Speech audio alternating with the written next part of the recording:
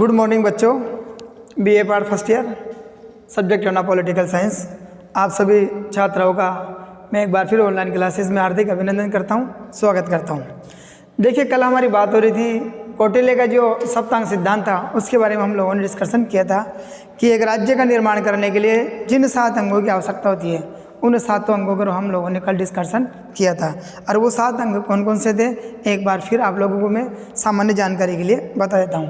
देखिए, सबसे पहला था हमारा स्वामी के बारे में उन्होंने कहा था कि राज्य का जो मुख्य प्रधान जो व्यक्ति होगा वो राजा अर्थात स्वामी होगा। दूसरा कहा था उन्होंने अमात्य यानी कि राजा का जो मंत्री होगा और प्रशासनिक अधिकारी वर्ग होगा उसे उन्होंने अमात्य नाम दिया था। तीसरा बोलता उन्होंने जनपद यानी कि जन्म अर्थात जनता यानी कि भूमि पर निवास करने वाले लोग।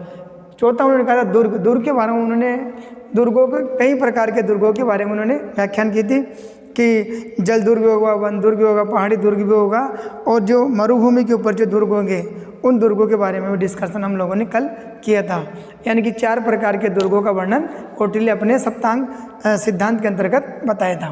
फिर कहा था कि कोष के बारे में कौटिल्य ने कहा था कि बिना कोष जिस प्रकार से राज्य का एक प्रमुख अंग के रूप में उन्होंने राजा को स्वीकार किया था अर्थात अपने स्वामी को स्वीकार किया था, ठीक कहा था उसी प्रकार से ये राजा के बाद में यदि कोई महत्वपूर्ण यदि कोई अंग है तो वो है कोष। यानी कि बिना आय के आप राज्य का जो विकास डेवलपमेंट है वो आप नहीं कर पाओगे। इसलिए उन्होंने जिस प्रकार राजा को महत्वपूर्ण अंग स्वीकार किया था उसी प्रकार से उन्होंने कोष को भी राज्य का एक अभिन्न अंग के रूप में स्वीकार किया था। नेक्स्ट बात करता है वो दंड के रूप में कहता है कि देखिए, दंड राज्य के लिए एक आवश्यक तत्व ये भी है क्योंकि यदि दंड की व्यवस्था नहीं होगी तो राज्य में निवास करने वाली जो प्रजा है वो एक प्रकार से अव्यवस्थित रूप से अपने जीवन को जीने का कार्य करेगी। दंड क्या होता है? एक भय होता है कि यदि हम ऐसा कर देंगे तो हमें इसके एवज में ये दंड राजा के द्वारा दिया जाएगा। अर्थात राजा ने दंड का प्रावधान इसलिए कहा था कि राज्य में निवास करने वाली जो प्रजाएं अर्थात राजा के द्वारा बनाए गए कानूनों का उल्लंघन यदि राज्य में निवास करने वाली प्रजा के द्वारा किया जाता है तो ऐसी स्थिति में उन्हें दंड यानी कि सजा देने का कार्य भी किया गया था। और लास्ट का था उनका मित्र के बारे में कौटिल्य ने कहा था कि मित्र जहाँ तक हो सके एक राजा को अपने जो परंपरागत जो मित्र होते हैं उन लोगों से अपनी मित्रता लगातार और निरंतर बनाकर रखी जानी चाहिए। अर्थात जो परंपरागत आनुवंशिक जो मित्र होते हैं उन्हें उनके साथ कभी भी आप लोग दुश्मनी मत लीजिए क्योंकि जो आनुवंशिक मित्र होते हैं वो मित्र आपके लंबे समय तक चलते हैं क्योंकि पहले से वो कई लंबे वर्षों से आपके मित्रतापूर्ण संबंध बनाए हुए हैं। तो इनके बारे में उन्होंने कल बात की थी। ये थे कौटिल्य के राज्य के सप्तांग सिद्धांत वाला उल्लेख। अब देखिए, हम लोग यदि इसी समय बात करते हैं आधुनिक राज्य की, आधुनिक राज्य का निर्माण यदि हम वर्तमान समय में अंतर्गत किए थे तो उनके लिए कुछ आवश्यक तत्व निर्धारित किए गए।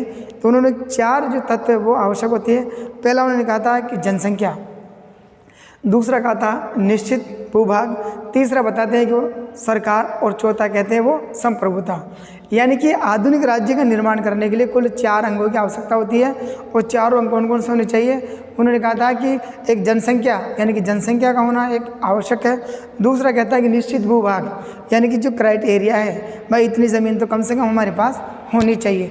तीसरी बात कहता है कि सरकार अर्थात राज्य के अंतर्गत एक सरकारों का गठन भी किया जाना चाहिए, वो भी एक आवश्यक तत्व होता है। और लास्ट का जो चौथा वो कहता है वो क्या? संप्रभुता।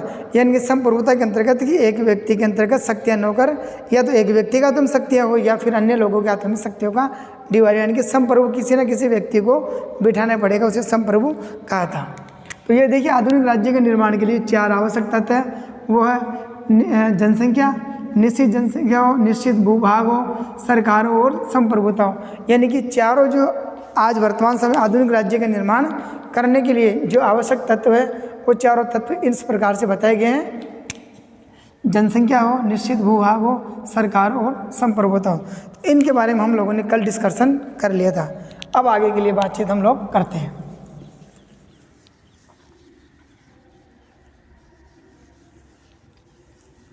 यहाँ तक हमारी बात हो गई थी राजा ने एक राज्य के निर्माण के रूप में उन्होंने 7 अंगों को स्वीकार किया था।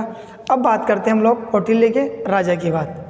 कौटिल्य अपने राजा के बारे में वर्णन करता है और आप लोगों को मैंने ये बता भी दिया था कि कौटिल्य ने अपने राजा को इस राज्य के अंतर्गत सर्वोच्च प्रधान पद को यानी कि सर्वोच्च अंग के रूप में अगर किसी को स्वीकार किया था तो उन्होंने कहा था मेरा राजा सर्वोच्च पद पर विराजमान रहेगा। अर्थात 7 अंगों के रूप में सर्वश्रेष्ठ यदि किसी व्यक्ति को उन्होंने स्वीकार किया था, किसी अंग को उन्होंने स्वीकार किया था तो वो था उनका राजा या स्वामी। अब राजा स्वामी के बारे में भी वो ये कहता है कि राज्य के जो 7 अंग होते हैं उन 7 अंगों में सर्वोत्तम यदि कोई अंग होगा तो वो होगा राजा। राजा के बारे में कहता है कि राजा इस सर्वोत्तम अंग के रूप में जब राजा को स्वीकार कर लिया गया है तो वो यही कहता है कि राजा के ऊपर ही उस राज्य की सफलता निर्भर करती है। अर्थात यदि राजा ही ठीक नहीं होगा तो निश्चित रूप से उस राज्य का भला भी होना संभव नहीं है। इसलिए उन्होंने कहा था कि राजा एक ऐसे व्यक्ति को बनाया जाना चाहिए जिसमें सभी प्रकार के गुण समाहित होने चाहिए। अर्थात राजा की आप दिनचर्या ले लीजिए, राजा की जो दिनचर्या की वो इतनी एक्टिव होनी चाहिए। राजा में किसी प्रकार से जो आलस्यपन होता है वो किसी प्रकार से उसके अंतर्गत नहीं होने चाहिए। और धर्म को धारण करने वाला व्यक्ति होना चाहिए। अर्थात वो धर्म जिस प्रकार से धर्म राजा को जो कर्तव्य निहित करता है उन कर्तव्यों का निर्वहन करने वाला एक व्यक्ति होना चाहिए। अर्थात धर्म के विरुद्ध में चलने वाला व्यक्ति नहीं होना चाहिए। जैसा धर्म उसे कहा गया है उसी अनुसार उसे धर्म का अनुसरण करते हुए अपने कर्तव्य का पालन करना चाहिए। स्वाभाविक रूप से ये प्रक्रिया है कि और ये कहा भी गया है कि सत्य बोलने वाला व्यक्ति हो, अर्थात असत्य के मार्ग पर न चलने वाला हो, कर्तव्य निष्ठ हो, कर्तव्य को धारण करने वाला व्यक्ति हो और अधिक से अधिक यानी कि एक प्रकार से वो चापलूसखोर व्यक्ति से दूर रहने वाला व्यक्ति हो। ऐसे व्यक्ति भी राजा के पद पर बिठाया जाना चाहिए। अर्थात राजा एक आदर्श व्यक्ति होना चाहिए। राजा एक आदर्श व्यक्ति होना चाहिए, उसमें आदर्शता के जो गुण होने चाहिए वो एक राजा के अंतर्गत होने चाहिए। अर्थात धर्म जैसा कहता है उसका पालन करने वाला व्यक्ति होना चाहिए। अर्थात धर्म के विरुद्ध में कभी भी राजा को नहीं जाना चाहिए। फिर कहता है कि सत्य बोलने वाला व्यक्ति होना चाहिए। अर्थात जो व्यक्ति राज्य का राजा बने वो सत्य के ऊपर चले, अर्थात सत्य बोलने की उसमें क्षमता होनी चाहिए। मधुर भाषी हो यानी कि उसकी वाणी में इतनी कोमलता होनी चाहिए कि प्रजा उसको सुनने के लिए लालायित रहे कि हाँ आज हमारे राजा के द्वारा प्रजा को संबंधन में कुछ विचार रखे जाएंगे। अर्थात उनकी वाणी इतनी मधुर हो कि प्रजा सहर्ष उनको सुनने के लिए तैयार रहे, अर्थात उनका वो विरोध ना कर सके। और लास्ट में कहता है कि अपने कर्तव्यों का पालन करने वाला हो, अर्थात अपने कर्तव्य से कभी भी पीछे नहीं हटने वाला व्यक्ति होना चाहिए।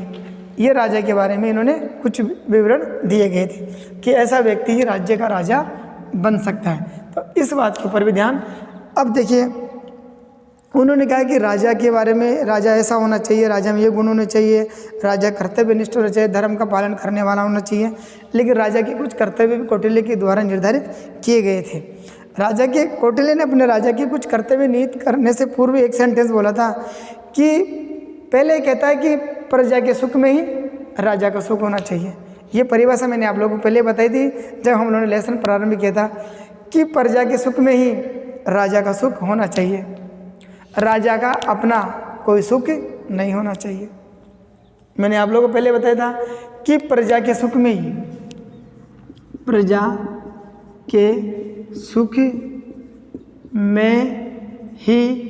राजा का सुख होना चाहिए, राजा का सुख होना चाहिए। राजा का अपना कोई सुख नहीं होना चाहिए, राजा का अपना कोई सुख नहीं होना चाहिए। ये परिभाषा बोलता है अपने राजा के बारे में, अपने राजा की जो कर्तव्य के बारे में उन्होंने पहले एक डेफिनेशन दी। उस परिभाषा के अंतर्गत ही कौटिल्य ने ये समझाने का प्रयास किया था कि राजा कैसा होना चाहिए कि राजा ये मानना चाहिए कि यदि उस राज्य में निवास करने वाली जो प्रजा है, यदि प्रजा सुखी है तो निश्चित रूप से राजा स्वतः सुखी हो जाएगा और राजा का कोई सुख यानी कि उसका स्वयं का कोई सुख नहीं होना चाहिए। अर्थात प्रजा के सुख में राजा का सुख है और राजा का अपना स्वयं का कोई सुख नहीं होना चाहिए। ये परिभाषा उन्होंने अपने राजा के कर्तव्य के बारे में कही थी। और फिर बाद में कहता है कि जो राजा और राज्य में निवास करने वाली जो प्रजा है वह राजा और प्रजा के बीच में एक प्रकार से पिता और पुत्र का संबंध होना चाहिए। अर्थात वो कहता है कि राजा और प्रजा के बीच में इतना प्रगाढ़ संबंध होना चाहिए, इतने मधुर संबंध होने चाहिए कि राजा अपनी प्रजा को अपना पुत्र समझकर उसकी सेवा और अपने कर्तव्यों का निहित करते रहना चाहिए। और प्रजा को भी ये मानना चाहिए कि वो राजा को इस प्रकार से एक्सेप्ट करे कि राजा ही हमारा पिता है, और राजा को भी ये कर्तव्यों का निर्वहन करना चाहिए कि पिता बनकर ही वह अपनी प्रजा की भलाई करनी चाहिए। अर्थात राजा और प्रजा के बीच में पिता और पुत्र का संबंध होना चाहिए। अर्थात एक प्रकार से पिता और पुत्र वाला प्रजा और राजा के बीच में जो संबंध है वो स्थापित होने चाहिए, तभी राजा अपने कर्तव्यों का निर्वहन कर सकता है। ये बात भी कौटिल्य ने अपने राजा के कर्तव्य के बारे में वर्णन किया था। अब बात करते हैं हम लोग कि कौटिल्य के राजा के वह कौन कौन से कर्तव्य होंगे, जिन कर्तव्यों का निर्वहन कौटिल्य के राजा के द्वारा अपने पद पर रहते हुए इन कर्तव्यों का निर्वहन करना ही चाहिए। उन कर्तव्य के ऊपर हम लोग डिस्कशन आज करते हैं। देखिए, पहला कर्तव्य कौन सा होगा? वर्णाश्रम धर्म को बनाए रखना। देखिए, वर्णाश्रम धर्म के अंतर्गत ये कहा गया है कि कौटिल्य के द्वारा भी जो वर्ण व्यवस्था है, कौटिल्य के द्वारा वर्ण व्यवस्था, ये जो वर्ण व्यवस्था है, इस वर्ण व्यवस्था को 4 भागों में बांटा गया है। 4 भागों में बांटा गया है। इस वर्ण व्यवस्था को 4 भागों में बांटा गया था, ठीक उसी प्रकार जिस प्रकार से मनु के द्वारा वर्ण व्यवस्था को अपनाया गया था, और उस वर्ण व्यवस्था को 4 भागों में डिवाइडेड किया गया था। यानी कि जो समाज की जो व्यवस्था है, सामाजिक जो व्यवस्था या समाज का जो ढांचा है, उस ढांचे को अंतर्गत वर्ण व्यवस्था के अंतर्गत समाहित किया गया था। यानी कि वर्ण व्यवस्था के अंतर्गत जो सिस्टम बनाया गया, उस सिस्टम को बनाकर भी राजा का ये कर्तव्य बनता है कि राजा उस वर्ण व्यवस्था को बरकरार बनाए रखे, उस वर्ण व्यवस्था के साथ किसी प्रकार का कोई छेड़छाड़ ना हो। यानी कि वर्ण व्यवस्था कौटिल्य ने 4 भागों में बांटा गया था, और वो 4 भाग कौन कौन से थे? देखिए, ब्राह्मण वर्ग, क्षत्रिय वर्ग, वैश्य वर्ग और शूद्र वर्ण। यानी कि समाज के अंतर्गत पूरे संपूर्ण समाज को 4 वर्ण व्यवस्थाओं के अंतर्गत बांटा गया था। और राजा का ये कर्तव्य बनता है कि सामाजिक व्यवस्था का जो मूल ढांचा बनाया गया, यानी कि समाज को जो संचालित करने के लिए या सामाजिक व्यवस्था को बनाए रखने के लिए जो वर्ण व्यवस्था यानी वर्ण व्यवस्था वाला जो सिस्टम बनाया गया है, यानी कि राजा का ये कर्तव्य बनता है कि वह अपनी जो सामाजिक वर्ण व्यवस्था है, उस वर्ण व्यवस्था को बनाए रखे। अर्थात उस वर्ण व्यवस्था के साथ किसी प्रकार से कोई खिलवाड़ ना हो, छेड़छाड़ ना हो, अन्यथा फिर ये सामाजिक जो ढांचा है वो पूरी तरीके से बिगड़ जाएगा। अर्थात राजा का ये दायित्व बनता है कि वो इस बात का विशेष कर ध्यान रखे, राजा के द्वारा वर्ण व्यवस्था जो बनाई गई उस वर्ण व्यवस्था को फॉलो करे। अर्थात राज्य में निवास करने वाली प्रजा के द्वारा उस वर्ण व्यवस्था के साथ किसी प्रकार का खिलवाड़ ना हो सके। अर्थात जो वर्ण व्यवस्था चली आ रही है, 4 वर्णों में संपूर्ण सामाजिक व्यवस्था को बांटा गया था, और उस सामाजिक व्यवस्था को निश्चित रूप से राज्य में निवास करने वाली प्रजा के द्वारा एक्सेप्ट किया जाना चाहिए। अर्थात उसके विरुद्ध में कोई प्रतिक्रिया राज्य में निवास करने वाली जनता के द्वारा नहीं दी जानी चाहिए। दूसरा जो राजा का जो कर्तव्य है वो कहता है कि दंड की व्यवस्था। देखिए, राज्य के अंतर्गत दंड का प्रावधान या दंड की व्यवस्था करना भी राजा का एक कर्तव्य बन जाता है। यदि समाज और सामाजिक व्यवस्था को बनाए रखना है तो हमें दंड की व्यवस्था भी करनी होगी, क्योंकि देखिए ये जो समाज है, समाज और सामाजिक जो व्यवस्था है, इस व्यवस्था के अंतर्गत क्या होता है, यदि राजा के द्वारा दंड का प्रावधान नहीं किया जाएगा तो राज्य में निवास करने वाली जो प्रजा है, ना तो वो प्रजा है वो समाज को मानने से भी इनकार कर देगी, और जो सामाजिक जो व्यवस्था बनाई गई है हम लोग राजा कौटिल्य के द्वारा, तो उस सामाजिक व्यवस्था को भी एक प्रकार से मानने से प्रजा मना कर देगी। इसलिए कहा है कि समाज के हित के लिए और सामाजिक व्यवस्था को बनाए रखने के लिए दंड का प्रावधान भी आवश्यक है। दंड का प्रावधान क्या होता है? देखिए, राजा के द्वारा जिन कानूनों का निर्माण किया जाता है उन कानूनों को प्रजा के द्वारा एक्सेप्ट किया जाता है, अर्थात प्रजा के द्वारा उन कानूनों को फॉलो किया जाता है। यदि राजा के द्वारा बनाए गए कानूनों का उल्लंघन प्रजा के द्वारा किया जाता है या प्रजा के द्वारा उन कानूनों को मानने से मना कर दिया जाता है, तो ऐसी स्थिति के अंतर्गत राजा को दंड का जो प्रावधान निश्चित रूप से राज्य में लागू किया जाएगा। क्योंकि दंड क्या होता है? एक भय होता है। दंड यानी कि सजा होती है एक भय। प्रजा के अंतर्गत इतना भय होना चाहिए कि राजा के द्वारा बनाए गए कानूनों का यदि उल्लंघन प्रजा के द्वारा किया जाता है तो उस उल्लंघन के कारण ही उन्हें दंड या सजा देने का कार्य भी राजा के द्वारा किया जाएगा। क्योंकि दंड के रूप में देखिए राजा ने खुद को भी इस बात में समर्थित किया था कि राजा भी यदि कोई गलती करता तो राजा को भी उसके लिए दंड का प्रावधान किया गया। और जब राजा ने स्वयं को दंडित करने का निश्चय कर लिया कि यदि मेरे द्वारा कोई गलती की जाती है तो मुझे भी सजा मिलेगी, तो प्रजा भी इस बात को मानने के लिए तैयार रहती भी है। क्यों? क्योंकि जब राजा इस बात को स्वीकार कर रहा है कि मेरे द्वारा कोई गलती होती है मुझे भी दंडित किया जा सकता है, तो ठीक उसी प्रकार से सामाजिक व्यवस्था और समाज को बनाए रखने के लिए राजा के द्वारा दंड का प्रावधान भी किया गया है। नेक्स्ट जो राजा के जो कर्तव्य होंगे वो है आय और व्यय से संबंधित कार्य। देखिए आयुर्व्यय, क्योंकि आय और जब तक राज्य के अंतर्गत या राज्य के पास कोई इनकम का सोर्स नहीं होगा, इनकम का सोर्स नहीं होता तो वो राज्य के लिए कोई कार्य कर ही नहीं सकता। इसीलिए राजा को अपने कर्तव्य के अंतर्गत राज्य के अंतर्गत उद्योग धंधे हुए, उद्योग धंधों की स्थापना किस प्रकार से, उद्योग धंधों का प्रचार प्रसार करने का कार्य राजा के कंधों पर होता है। और ये आय और व्यय कहाँ से आई, इसके लिए राजा ने कई प्रकार के करों का जो प्रावधान यानी कर व्यवस्था प्रणाली को उनके द्वारा अपनाया गया था। क्यों? क्योंकि यदि राजा प्रजा के ऊपर किसी प्रकार से कर ही नहीं लगाएगा तो राजा के पास इनकम के सोर्स कहाँ से होंगे। इसलिए राजा ने अपने कर्तव्य के अंतर्गत ये बात भी कही है कि मुझे अपने राज्य की जो अर्थव्यवस्था है उस अर्थव्यवस्था के संचालन को बनाए रखने के लिए मुझे आय भी यानी कि इनकम के सोर्स भी कहीं ना कहीं से मुझे प्राप्त होने चाहिए। इसीलिए उन्होंने कई प्रकार के जो कर है वो जनता के ऊपर उन्होंने लगा दिए। और इसके साथ ही उन्होंने जो उद्योग धंधों की स्थापना की बात भी करता है कि राज्य के अंतर्गत उद्योग धंधों की स्थापना करें और इनका प्रचार प्रसार यानी कि व्यापार उद्योग धंधे इनका प्रचार प्रसार भी किया जाए, जिससे लोग इसे बिजनेस के अंतर्गत अपने आप को ढाल सकें। अब देखिए एक और कर्तव्य राजा का ये बताया गया कौटिल्य के द्वारा कि नियुक्ति संबंधित जो कार्य है, देखिए राजा को राज्य के अंतर्गत सर्वोच्च अंग के रूप में स्वीकार किया गया, अर्थात 7 अंगों के अंतर्गत सर्वश्रेष्ठ यदि कोई व्यक्ति है तो वह राजा।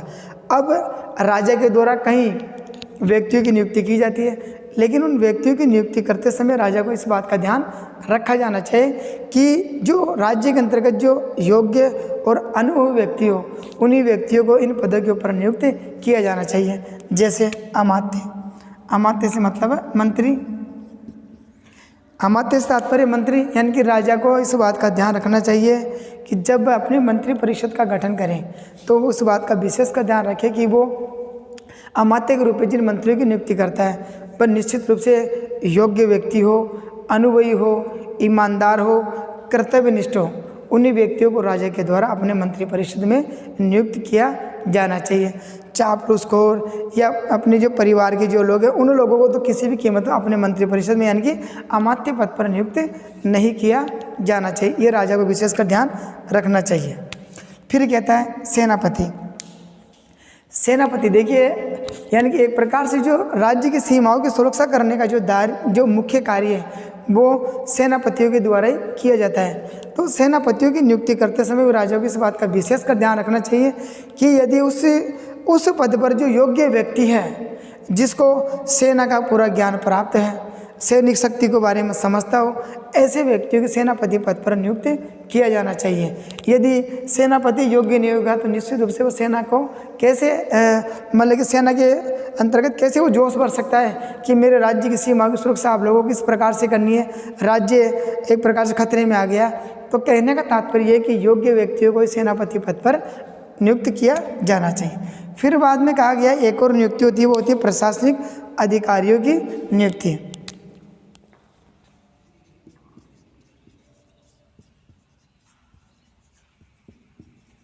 प्रशासनिक अधिकारियों की नियुक्ति संदर्भ में ये कहा क्योंकि प्रशासनिक अधिकारियों के द्वारा ही ये माना भी गया है कि प्रशासनिक अधिकारी वह होल्डर होते हैं जिनके द्वारा संपूर्ण प्रशासनिक व्यवस्था का संचालन किया जाता है। राजा केवल आदेश देता है, ओरिजिनलिटी में धरातल के ऊपर काम करने का कार्य तो प्रशासनिक अधिकारियों के द्वारा ही किया जाता है। इसलिए राजा को इस बात का विशेष ध्यान रखना चाहिए कि जिन प्रशासनिक अधिकारियों की नियुक्ति राजा के द्वारा की जा रही है क्या वह व्यक्ति इस पद के योग्य है या नहीं है, इस बात का भी उन्हें ध्यान रखा जाना चाहिए। अर्थात प्रशासनिक अधिकारी को उसी व्यक्ति को नियुक्त करना चाहिए जिसे प्रशासन का पूरा ज्ञान हो और उस प्रशासन को वो सही रूप से चला सकता है, यानी कि जिस पद पर जिस व्यक्ति की नियुक्ति की जा रही है वो इस पद के योग्य है या नहीं है। राजा को इस बात का ध्यान रखना चाहिए।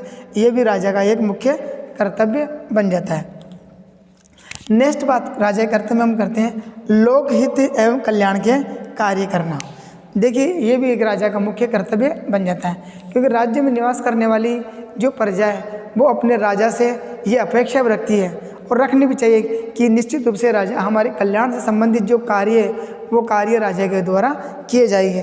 लोकहित यानी कि लोगों की भलाई से संबंधित जो कार्य हो सकते हैं वो राजा के द्वारा किए जाने चाहिए, क्योंकि राज्य में निवास करने वाली जो प्रजा है वह अपने राजा से अपेक्षा रखती है कि निश्चित रूप से हमारा जो राजा है वो हमारी भलाई से संबंधित जो कार्य वो राजा के द्वारा किए जाएंगे। जैसे दान देना, वृद्ध आश्रमों की व्यवस्था करना, दान देना, वृद्ध आश्रमों की व्यवस्था करना, अनाथ लोगों के लिए सहायता करना, इस प्रकार की जो कार्य है वो राजा के द्वारा किए जाने चाहिए। दान देना, वृद्ध लोगों के लिए सहायता करना, अनाथ लोगों की सहायता करना, ऐसे कार्य राजा के द्वारा किए जाने चाहिए। देखिए कभी कभी हो सके यदि गरीब वर्ग यहाँ पर होता है तो ऐसे लोगों को क्या होता है कि कभी कभी ऐसी परिस्थितियाँ बनती है कि इन्हें आर्थिक सहायता देने के साथ साथ राजा के द्वारा जिन लोगों के पास मान लीजिए भूमि नहीं है, ज़मीन ही नहीं है, तो उन लोगों को भी जिनके पास अधिक ज़मीन है उन लोगों को देने का कार्य राजा के द्वारा किया जाना चाहिए। ये भी एक प्रकार से राजा का मुख्य कर्तव्य माना गया है। अब नेक्स्ट बात करते हैं हम लोग युद्ध करना। देखिए युद्ध करना भी एक प्रकार से उस समय राजा का एक प्रमुख कर्तव्य बन जाता है। जो कौटिल्य का जो राजा होता है, जो बिजुगिसु नाम दिया गया था कौटिल्य के द्वारा अपने राजा को। बिजुगिसु राजा के लिए युद्ध करना एक प्रकार से अनिवार्य है, यानी कि एक कंपल्सरी है, युद्ध तो करना ही पड़ेगा, क्योंकि उस समय जो परिस्थितियाँ बनी हुई थी उस समय परिस्थितियाँ युद्ध की थी। लोकतंत्र थोड़ी उस समय स्थापित था कि भाई जनता के द्वारा सरकारों का गठन किया जाएगा। उस समय केवल और केवल राजा ऐसा बलशाली, शक्तिशाली और योग्य व्यक्ति होना चाहिए कि वह युद्ध की नीति को अपनाने वाला होना चाहिए, अर्थात युद्ध के लिए हमेशा तत्पर रहे कि युद्ध से कभी भी घबराने की आवश्यकता नहीं है। यानी कि युद्ध तो राजा का एक प्रकार से मूल कर्तव्य है, युद्ध के लिए तो राजा को हमेशा तत्पर रहना चाहिए। यानी कि राजा युद्ध की नीति का अनुसरण करने वाला होना चाहिए और अपने राज्य की सीमाओं का विस्तार करने वाला होना चाहिए, क्योंकि आप युद्ध करके ही दूसरे राज्य को जीत सकते हो, बिना युद्ध के ये संभव था ही नहीं। यानी कि उस समय युद्ध की नीति का बोलबाला अधिक था, इसलिए ये राजा के कर्तव्य बताए गए हैं। राजा के कुल 6 कर्तव्य कौटिल्य ने अपने राजा के जो कर्तव्य बताए थे वो 6 के 6 कर्तव्य मैंने आप लोगों के सामने प्रेजेंटेशन कर दिए, प्रस्तुत कर दिए, बता दिया आप लोगों को कि राजा के संदर्भ में कौटिल्य की क्या सोच थे, क्या विचार थे और उसका राजा कौन सा व्यक्ति बनेगा, राजा बनने के लिए उसमें कौन कौन से गुण होने चाहिए, और एक राजा बनने के बाद उसके अंतर्गत जो और भी जो कार्य उसके जो कर्तव्य होंगे उन कर्तव्यों के बारे में हम लोगों ने बातचीत यानी विचार विमर्श कर लिया। तो ये थे राजा के कर्तव्य। एक बार और आप लोगों को बता देता हूँ। देखिए आज का टॉपिक है अपना राजा। राजा के बारे में सबसे पहले कौटिल्य यही कहता है, वो कहता कि प्रजा के सुख में ही राजा का सुख होना चाहिए। कौटिल्य कहता है कि प्रजा के सुख में ही राजा का सुख होना चाहिए, राजा का अपना कोई सुख नहीं होना चाहिए। ये बहुत बड़ी बात कह दी कौटिल्य ने अपने राजा के एक डेफिनेशन के अंतर्गत। वो कहता है कि प्रजा के सुख में राजा का सुख होना चाहिए और राजा का अपना कोई सुख नहीं होना चाहिए। अर्थात यदि राज्य में निवास करने वाली प्रजा यदि सुखी है तो निश्चित रूप से उस राजा को भी सुखी होना चाहिए। यदि मेरे राज्य में निवास करने वाली प्रजा यदि सुख है तो निश्चित रूप से मैं भी सुखी हूँ। ये देखिए, और राजा के बारे में कहा, राज्य के जो कुल 7 अंग होते हैं उन 7 अंगों में सर्वश्रेष्ठ अंग यदि किसी को कौटिल्य ने माना है तो वह राजा, यानी कि राजा को सर्वश्रेष्ठ अंग के रूप में स्वीकार करता है। अब राजा के अंतर्गत कहता है कि राजा जो व्यक्ति बनेगा वह एक प्रकार से आदर्श व्यक्ति होना चाहिए, अर्थात उसमें आदर्शता के वह सभी गुण उस व्यक्ति के अंतर्गत होने चाहिए। यानी कि राजा जिस व्यक्ति को बनाया जा रहा है वो आदर्श व्यक्ति होना चाहिए, जो धर्म को धारण करने वाला व्यक्ति होना चाहिए, सत्य बोलने वाला हो, फिर कहता है कि अपने कर्तव्यों का निर्वहन करने वाला या पालन करने वाला व्यक्ति ही राज्य का राजा होना चाहिए। अर्थात वह सभी गुण एक व्यक्ति के अंतर्गत होने चाहिए, यानी कि सर्वगुण संपन्न व्यक्ति होगा उसे ही राजा के पद पर बैठाया जाना चाहिए। अब बाद में कौटिल्य अपने राजा की जो कर्तव्य हैं उन कर्तव्यों के बारे में बात करता है और कहता है कि राजा को इन कर्तव्यों का पालन करना ही चाहिए, वही सच्चा व्यक्ति राजा वंश, वो कहता है कि राजा और प्रजा के बीच में एक प्रकार से कहता है कि पिता और पुत्र का संबंध होना चाहिए। राजा और प्रजा के बीच में कि राजा और प्रजा के बीच में पिता और पुत्र का संबंध होना चाहिए, तब जाकर ये राजा अपने कर्तव्यों का निर्वहन कर सकता है सच्चे अर्थों में। अब वो कौन कौन से कर्तव्य हैं उनके बारे में हम लोग डिस्कशन एक बार फिर कर लेते हैं। वो कहता है वर्णाश्रम धर्म को बनाए रखना एक राजा का मुख्य कर्तव्य होता है। देखिए वर्ण व्यवस्था को कौटिल्य के द्वारा भी एक्सेप्ट किया गया था और वर्ण व्यवस्था कुल 4 भागों में बांटा गया था। वर्ण व्यवस्था के अंतर्गत ब्राह्मण, क्षत्रिय, वैश्य और शूद्र, अर्थात राजा का ये मुख्य कर्तव्य बन जाता है कि वो अपनी जो वर्ण व्यवस्था है उस वर्ण व्यवस्था को भी बनाकर रखे। अर्थात राज्य में निवास करने वाली जो प्रजा है वह प्रजा के द्वारा जो वर्ण व्यवस्था बना दी गई उस वर्ण व्यवस्था को फॉलो करे, उसमें किसी प्रकार की किंतु परंतु या काट छाट नहीं होनी चाहिए। अर्थात वर्ण व्यवस्था को बनाए रखना राजा का मुख्य कर्तव्य हो जाता है और उसे बनाकर रखना राजा का दायित्व बन जाता है। फिर नेक्स्ट है दंड की व्यवस्था करना। दंड की व्यवस्था यानी कि समाज और सामाजिक व्यवस्था एक प्रकार से दंड के ऊपर ही निर्भर करती है। यानी कि दंड क्या होता है, एक भय होता है और भय के अंतर्गत ही राज्य में निवास करने वाली जो जनता है वो सामाजिक क्षेत्र को फॉलो करती है। यानी कि सामाजिक लेवल पर जो वर्ण व्यवस्था बना दी गई उसको बनाकर रखने का कार्य प्रजा के द्वारा किया जाता है। अर्थात समाज के अंतर्गत जो लोग निवास कर रहे हैं वो दंड क्या होता है, एक भय होता है। यानी कि राजा के द्वारा बनाए गए कानूनों का उल्लंघन यदि राज्य में निवास करने वाली प्रजा के द्वारा किया जाता है तो उन्हें ये पता होना चाहिए कि ऐसी स्थिति में हमें दंड यानी कि सजा का प्रावधान भी राजा के द्वारा किया गया है। तो राजा का ये भी एक कर्तव्य होता है। फिर देखिए आय और व्यय यानी कि इनकम के सोर्स। राजा के द्वारा अपने कर्तव्य के अंतर्गत ये बात भी कही गई कि राजा को यदि अपने राज्य का सुदृढ़ रूप से संचालन करना है तो उसके पास इनकम का सोर्स होना चाहिए और उसके लिए कई प्रकार के कर प्रजा के ऊपर लगाए थे और कर भी इतने लगाए गए हैं जितना कि प्रजा सहर्ष दे सके। नेक्स्ट देखिए नियुक्ति संबंधित कार्य। देखिए राजा के द्वारा कई व्यक्तियों की नियुक्ति या कई पदों पर कई व्यक्तियों की नियुक्ति की जाती है। जैसे अमात्य मंत्री पद पर राजा के द्वारा योग्य और अनुभवी व्यक्तियों को ही बिठाई जाना चाहिए। अर्थात योग्य और अनुभवी व्यक्ति की मंत्री पद पर नियुक्ति की जानी चाहिए। उसके बाद है सेनापति के रूप में। सेनापति भी एक योग्य और अनुभवी व्यक्ति को राजा के द्वारा नियुक्त किया जाना चाहिए। उसके बाद आते हैं प्रशासनिक अधिकारी। प्रशासनिक अधिकारी भी एक योग्य और अनुभवी व्यक्ति को इस पद पर बिठाया जाना चाहिए। ये भी राजा का एक कर्तव्य बनता है। फिर देखिए आप लोकहित और कल्याण के कार्य। लोकहित कल्याण के कार्य भी राजा के द्वारा किए जाने चाहिए। ये भी राजा का एक मुख्य कर्तव्य होता है जिसके अंतर्गत कहा गया दान देना, वृद्ध लोगों की मदद करना, वृद्ध और अनाथ लोगों की जो सहायता करने का कार्य है वो भी राजा के द्वारा किया जाना चाहिए। इसके अंतर्गत जो गरीब तबके के जो वर्ग जिनके पास भूमि नहीं है उन लोगों को भी जिनके पास अधिक भूमि है उन लोगों की भूमि में से कुछ हिस्सा उन गरीब तबके के लोगों को राजा के द्वारा दिया जाना चाहिए। फिर देखिए नेक्स्ट होता है युद्ध करना।